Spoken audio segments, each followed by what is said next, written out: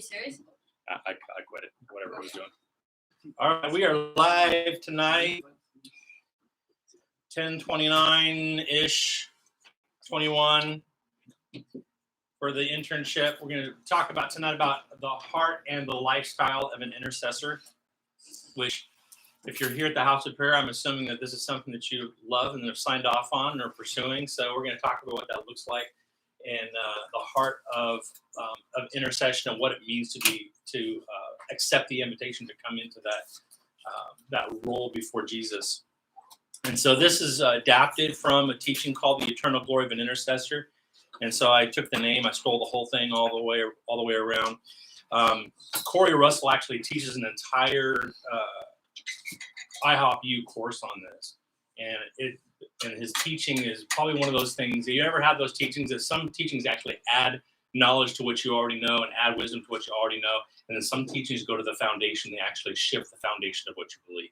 This, for me, and I believe for us as those who are coming in the house of prayer saying, Jesus, we love you and we desire this lifestyle of an intercessor, and to be able to accept the invitation of his heart. I think it's one of those teachings that shifts the foundation of what we believe, because I don't know about you, but there's things that I grew up believing that I found out about God later on that changed the way I felt and changed the way I thought about him. And because it changed the way I thought about him, it actually changed the way I live and changed the way I approach prayer, the way I approach worship, the way I approach him. And so that's what, this is one of those teachings for me.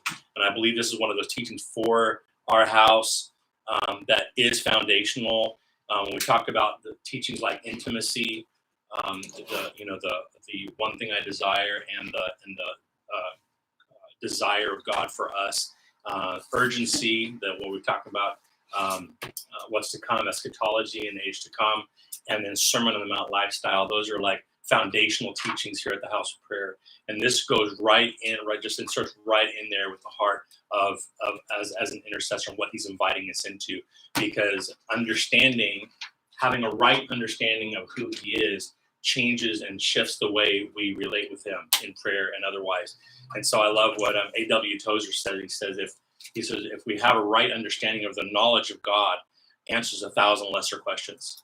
Sometimes we're supposed to understand who I am and my character and my intentions and what I want and what I desire. Then in that place, it'll answer 1,000 lesser questions. So first, let's get a vision of him.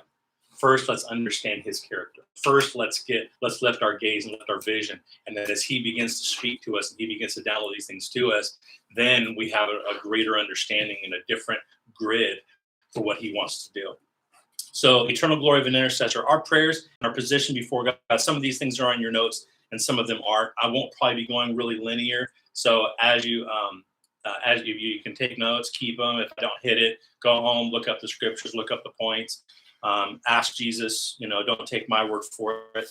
I really believe that these are things that are biblically founded, but these are things as you take them in your personal time. Say, Jesus, what is your desire? What do you want?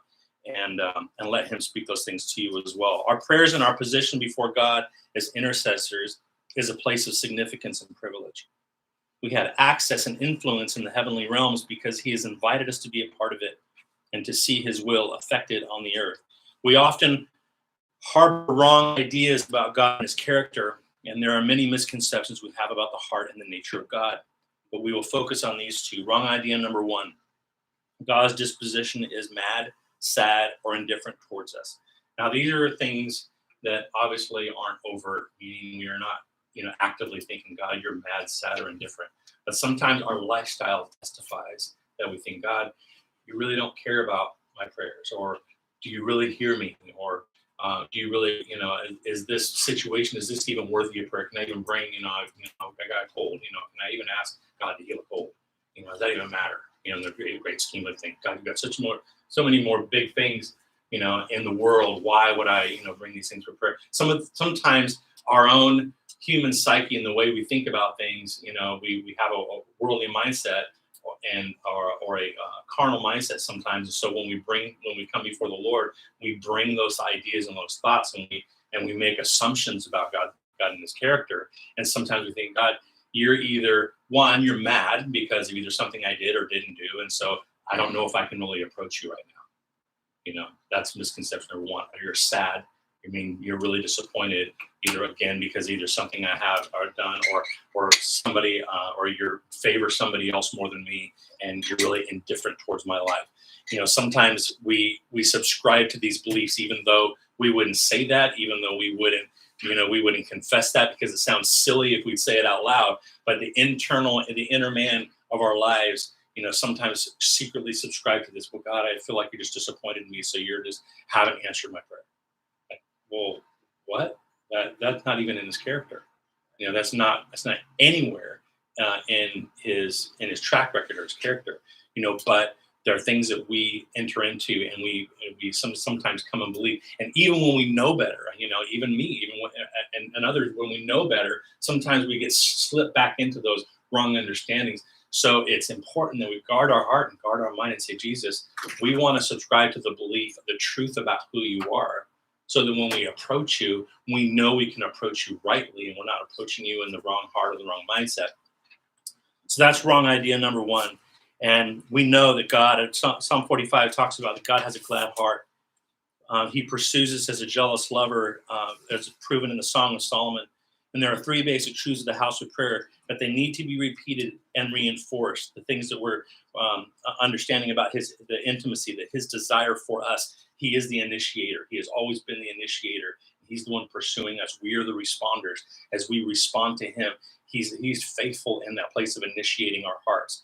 And and pursuing us, and as we respond to him, he is faithful to have that interchange in that heart with us.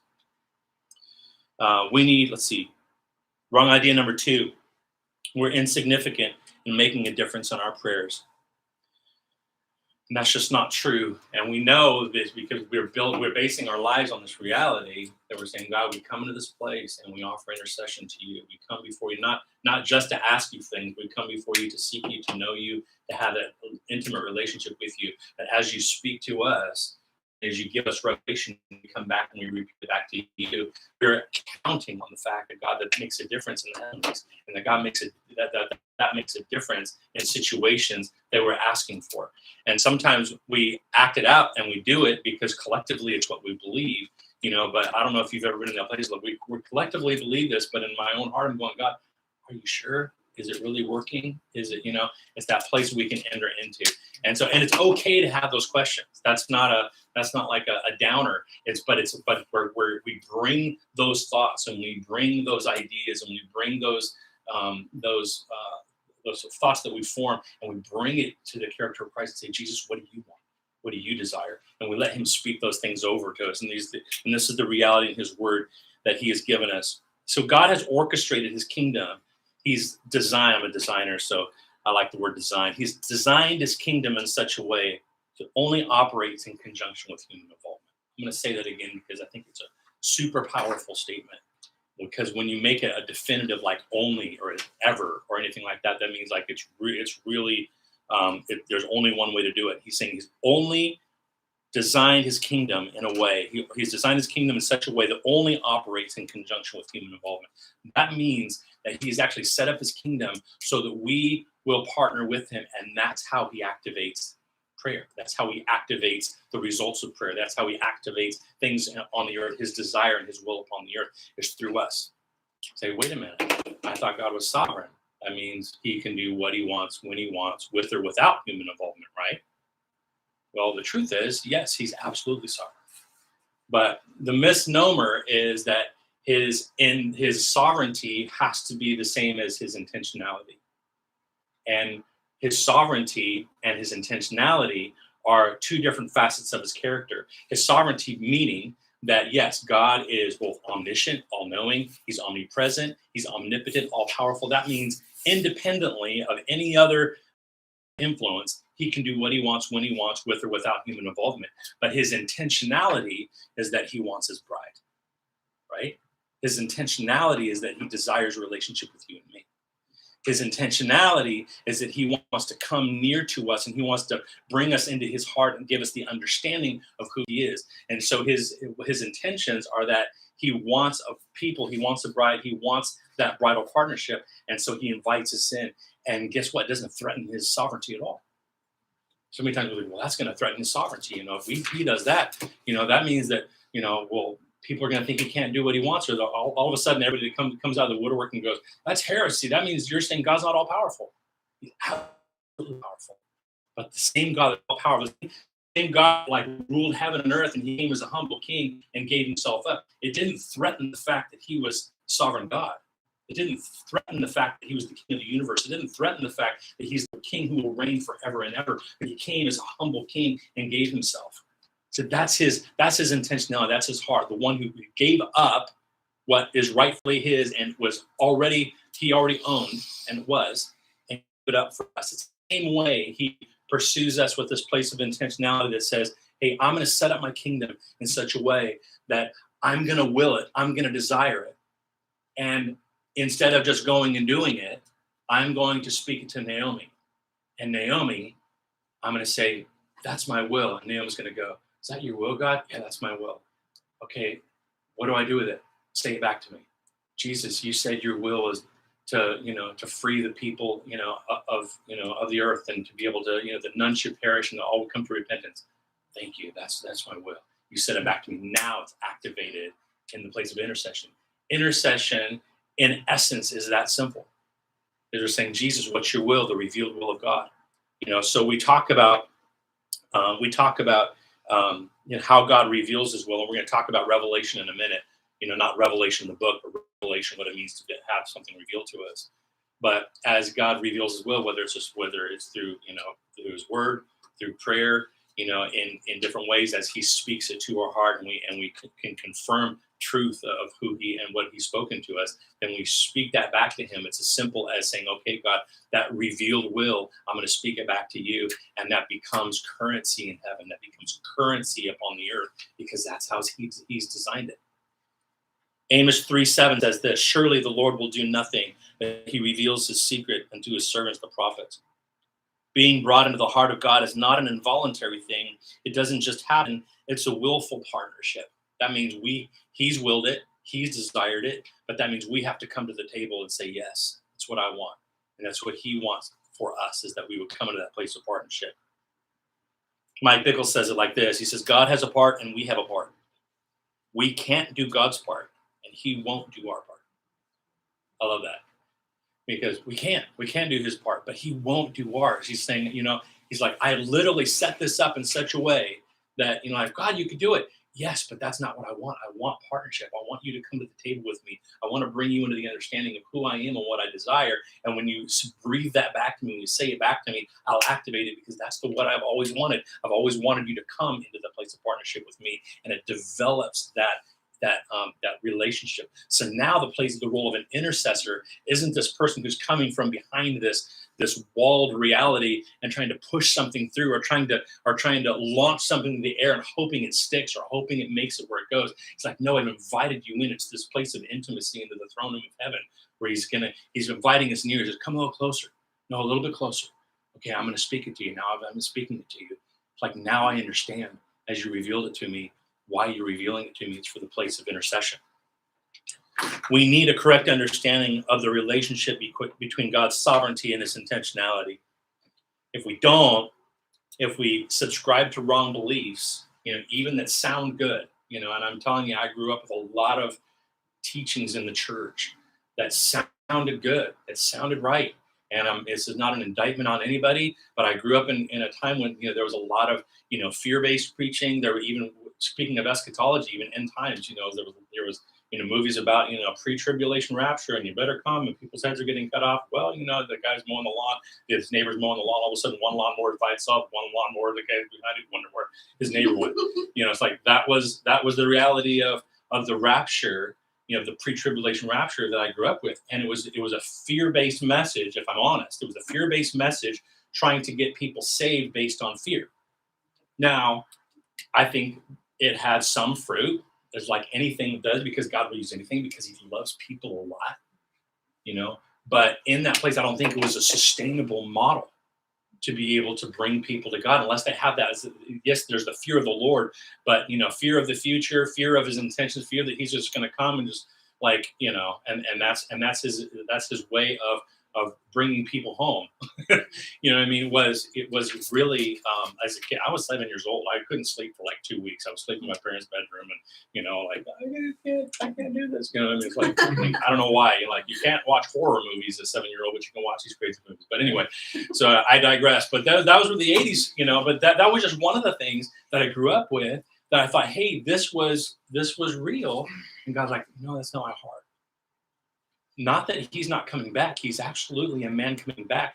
But if we understand his intention and why he's coming back, then you're not this bike stander watching from a distance, hoping that God doesn't strike you. You're going, God, no, you're actually inviting me into this process. There's actually something that you have for me to engage with you because you're a man who's a jealous lover who's after your bride. And anything that stands in the way of that and hinders love is going to come under judgment. That's what we're talking about in the eschatology and the end times. So if we understand those things and if we get a right understanding, then I go, God, it makes so much more sense. You're not the schizophrenic God who's loving one minute and really ticked off the next. That's good. You are God who's inviting us into something, and that your character is consistent, and you love us so much that you're after our hearts, and you will invite us into this reality and reveal to us the things that come. Then we can sustain it, because the other way it's not sustainable. When we have this like partial knowledge, but it's kind of clouded, and we go, God, we're kind of afraid of who you are because we have a wrong understanding of who he is. It's not a sustainable relationship because I don't know what to expect from you. But when we understand, God, this is your character, this is your desire. No, I'm overwhelmed, and I'll never fully understand the depths of who you are. But I know where this is going because you're revealing it to me. You're inviting me into it. That it's incumbent upon me to like come and respond to the fact that you've given me an invitation to your heart. Right? So that's our response before him in this. Let's skip down because I already said some of that. How many of you have ever been in business or seen a business check that has two signature lines on it, like the two-party check, right? Two-party checks work like this. If I'm in a company and I've set up my company so that it has to have two signatures, it means that somebody's got to sign. Two people have to sign it. Usually me, if I'm a company owner, and one other person have to sign it before that becomes currency. It's actually set up for the security purpose. The one agent can't actually sign a check and take a bunch of money or buy something arbitrarily without somebody else in the company knowing about it. And so they have these two-party checks that require two signatures. Without those two signatures, the check will not cash. It will not become currency. Think about it like this: God set up his kingdom like a two-party check. He's like, I'll write in what it's for. I'll tell you what it's for. I'll write in the amount I'm giving you. I'm giving you the desire of my heart. I'm gonna put that in the amount line. I'm gonna write everything in there. I'm gonna put the notation. I'm gonna put everything in there. I'm gonna sign it. And I'm saying, I need a cosigner. I'm looking for a cosigner. God's looking for cosigners because he's saying, I desire to do my will upon the earth. I desire to release some things. Some things we're going, God, why isn't that breakthrough? He's like, I'm looking for intercessors. I'm looking for cosigners, some people who will come and say, God, I'm looking at it. I say, that's your will? Yeah, that's my will. Yes, I'm signing. I'm saying yes. He's like, good. Now it can become currency because I willed it, that my bride, that my people will come and say yes to the desire. I've already done the work. I've already willed it. I've already put it into play. I've already written it in. I've already made it ready. Now I'm just looking for somebody who will say, is that what you want, God? Yeah, that's what I want. Okay, I sign. Yes, I will. I'm saying yes. Sometimes it's a weak yes. That's okay. As we say yes before him, I love it. I love it because I get you, and we're now working together. See, another one of those other like misnomers that we think, well, we come in here and we get filled up like we do at church or the house of prayer, and then we're going to go do the work of the Lord. Even though there is some truth to the physical activity of how that happens, the foundation of that is flawed because we think we have to leave his presence. We think we have to leave the place of partnership to go do something for him because no, you don't understand. I never created you to go do things for me. You go, I'm here. I'm right here with you. You don't leave me to go do it. I'm going to be there with you. I'm going with you. I'm staying with you. We're going to do this together because I willed it and I want to do it in partnership together because that's sustainable. Because now we're not spinning our wheels. We're not doing things and coming back in 2 or 3 years and going, And how come I'm so burnt out? And I've been there. I've been there in ministry. I've been there in my life. I've been there in place and go, how come I'm so burnt out? Because we're spinning our wheels, doing things for God. He's going, I love you, and I loved your heart in it. And so I let it happen. And I even bless some of it because, I love people and I love you. And I think you did it with a pure heart, but understanding who I am and that you don't leave my presence to go do those things for me, that we actually do those things in partnership. Now that's sustainable. Now that's eternal. Now we're staying plugged in. I love it what Jason Upton says it like this. He says, I'm learning to do more warfare from my Father's house. I'll always love that line because it's like that. It's this picture of I'm a son in my Father's house and I'm doing warfare and I haven't left the place of intimacy. It means that I'm the fact that I'm rooted in the place of intimacy actually gives me that much more qualification for the warfare that is coming because I'm plugged in. I'm in. I'm moving in tandem with His heart. I always love what it was said about Smith Wigglesworth. Smith was a revivalist of the 20th century, and he saw a lot of people heal in super unconventional ways sometimes. But they said he never prayed for more than 15 minutes. But he never went for more than 15 minutes without praying. Think about that, a lifestyle like that. And I don't know what that looked like for him, but it's like, but the only thing that comes to mind is it becomes a lifestyle. That means I'm having a constant interchange with heaven. I'm not going, this is my prayer segment and this is my other life segment. It becomes, I'm walking, it's like walking in the garden with Him. I'm walking in relationship and walking in that place. That's the place of partnership. That's what He's inviting us into. Revelation is invitation. Always remember that phrase. It's always one of those things that's kind of stuck with me. Revelation is invitation. Whenever, and I'm not talking about the book of Revelation specifically, but revelation, with things that are revealed to us through the heart of God, through His Word, through prayer, as He reveals them to us, He's always inviting us to something. So the cool thing about that phrase is it keeps our radar up to go, God, if you revealed something to me, what do you want? What are you doing? And so that's a good, as a gauge, as a question, as something gets revealed to us, whether God just like gives us some of His Word and go, wow, I never saw that before. Asking Him that follow-up question or that follow-up inquiry, saying, God, what do you want me to do with that? We see news, of something happening, and there's people suffering somewhere in the world. God, that's been revealed to me. Now, what do I do with that? Like, well, I want you to partner with me. It's been revealed that there's something like about to be judged or there's judgment coming. Well, what's my response to that? Is it intercession? Is it mercy? What is that? So I think that place of always keeping our radar up, the things that are revealed to us are inviting us in to ask God. And that is the role of an intercessor.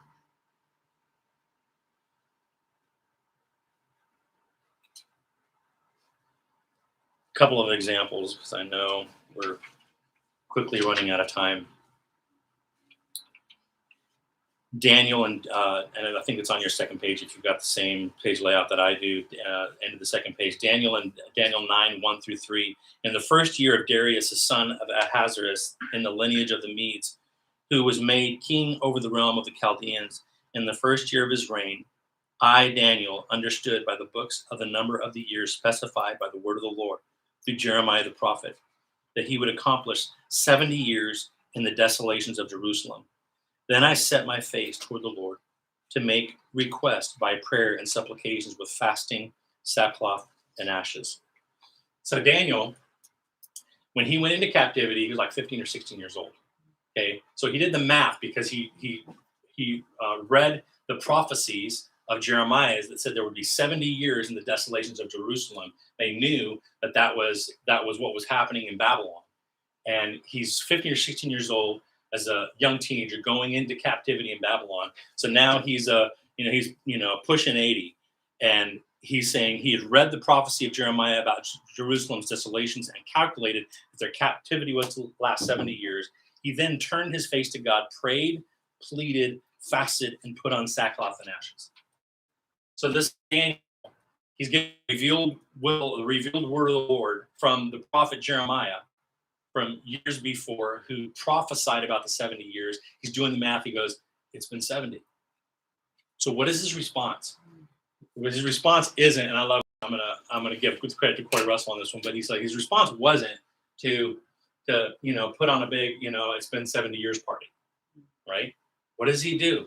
He puts on sackcloth and ashes, and he prayed and pleaded and called, and he fasted and called a fast before the Lord. So he's saying, God, you revealed this through your prophet. It's been 70 years. I'm going to now enter into the invitation because you revealed it to me to ask for the thing that you revealed, that your will would be done. Because he knew it wasn't just like, well, it's 70 years. I'm going to sit back and watch the fireworks happen.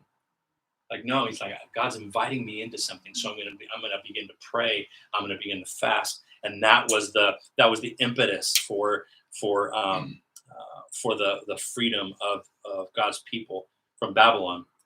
But his response tells us a little bit something about Daniel's character. What did he understand about the heart of God at that moment? What did he understand as a young man who went through all the things that he went through, going into Babylon and saying no to to a lot of the choice things that the kingdom had, and making an altar or before the Lord in his diet, and setting himself apart, and what he went through with Shadrach, Meshach, and Abednego, and all of the different things that he went through brought him to this point where he's like, I know something about the character of God, and I know who he is, and I know that he's inviting us into this. So we went into prayer before the Lord.